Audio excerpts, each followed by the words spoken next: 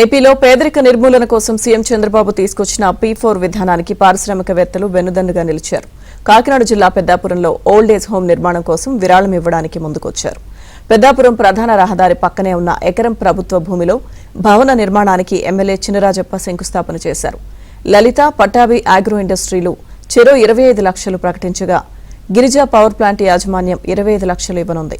ఇతర పారిశ్రామికవేత్తలు కూటమి నేతలు 5 లక్షల చొప్పున ప్రకటించడంతో 5 కోట్ల నిధులు సమకూరాయి. 3 కోట్లతో భవనాన్ని నిర్మించి మిగిలిన 2 కోట్లను భవిష్యత్ అవసరాల కోసం కార్పస్ ఫండ్ గా కేటాయించాలని నిర్ణయించారు.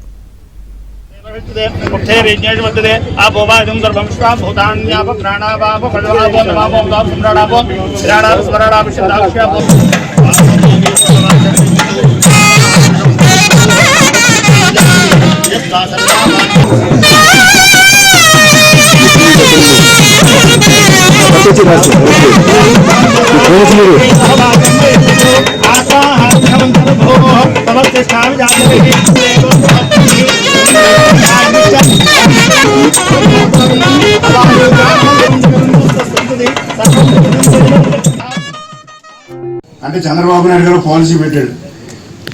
పీపుల్ అంటే ప్రభుత్వానికి ప్రజల ఎన్వైరన్మెంట్ ఉండాలని చెప్పి దాంట్లో భాగంగా ఇది కూడా మనం స్టార్ట్ చేసి డిస్కస్ చేసి ఆ రోజు నేను పెట్టడం జరిగింది. అది ఇంప్లిమెంటేషన్ వచ్చింది.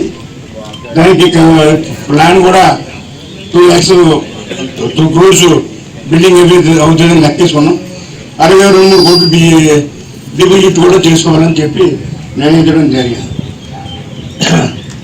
మనం ఏమనుకున్నామంటే ఒక రూమ్కి 5 లక్షలు అవుతుంది.